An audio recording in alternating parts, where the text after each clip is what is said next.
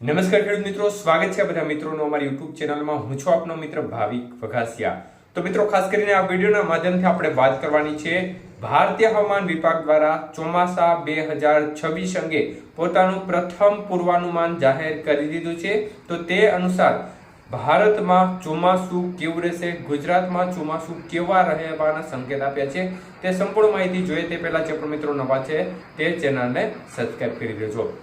તો મિત્રો ખાસ કરીને ભારતીય હવામાન વિભાગ દ્વારા આજે મહત્વપૂર્ણ અપડેટ આપવામાં આવી છે। આની પહેલા થોડા દિવસ અગાઉ જ સ્કાયમેટ વેધર દ્વારા પણ ચોમાસા અંગેનું પૂર્વાનુમાન જાહેર કરવામાં આવ્યું હતું। તો આ પ્રથમ પૂર્વાનુમાન છે જે ભારતીય હવામાન વિભાગ દ્વારા પણ જાહેર કરી દેવામાં આવ્યું છે અને તે મુજબ તેમના જણાવ્યા અનુસાર ભારતમાં ચોમાસું 92% રહેવાની શક્યતાઓ વ્યક્ત કરવામાં આવી છે। મતલબ કે નોર્મલ કરતા 8% ઓછો વરસાદ થવાની શક્યતાઓ વ્યક્ત કરી છે।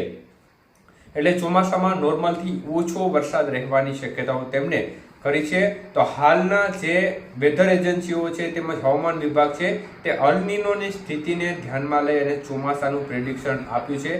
તમે અત્યારે મારી સ્ક્રીન પાછળ જે મેપ જોઈ રહ્યા છો તેમાં પીળો કલર દર્શાવે છે। પીળો કલર છે મોટા ભાગના ભારતના રાજ્યોમાં પીળો કલર જોવા મળી રહ્યો છે, તે નોર્મલથી ઓછો વરસાદ બતાવી રહ્યો છે।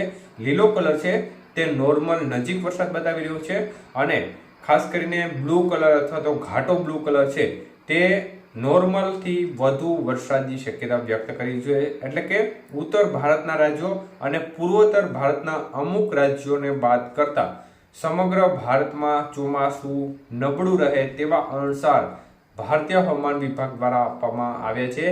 તો ખેડૂત મિત્રો માટે એક ખૂબ જ આંચકાજનક સમાચાર ચોક્કસપણે ગણી શકાય, કારણ કે અમુક મહિનાનો જે 4 મહિનાનો સમયગાળો ચોમાસાનો હોય અને એમાં પણ એકાદ 1.5 મહિનાની ખાધ વરસાદની પડે તો એ ખાધ પૂરવી મુશ્કેલ થઈ જતી હોય છે। એટલે આ વખતે ચોમાસું છે તે થોડું કપરું રહે તેવા સંકેતો પૂરેપૂરા આપણે પહેલાથી પણ આ બાબતની માહિતી આપી રહ્યા છે અને હજી પણ એ પ્રકારના સંકેત લાગી રહ્યા છે।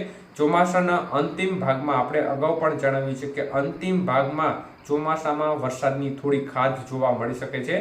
દરિયાકાંઠા વિસ્તારોમાં જે લોકલ એક્ટિવિટીના કારણે વરસાદ જોવા મળે, પરંતુ અન્ય વિસ્તારો છે તેમાં તેની વ્યાપક અસર જોવા મળે તે પ્રકારની પૂરી સંભાવના દેખાઈ રહી છે અને અલ નીનોનો આ વખતે ખતરો ચોક્કસપણે જણાઈ રહ્યો છે।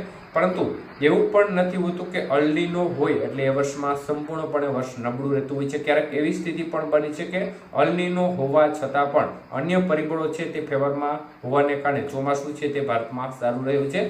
પરંતુ અત્યારની જે લેટેસ્ટ અપડેટ છે તે મુજબ સંકેતો સારા જણાઈ રહ્યા નથી અને હવામાન વિભાગ દ્વારા 92% વરસાદ એટલે કે નોર્મલ કરતા 8% ઓછો વરસાદ પડવાની શક્યતાઓ તેમણે વ્યક્ત કરી છે।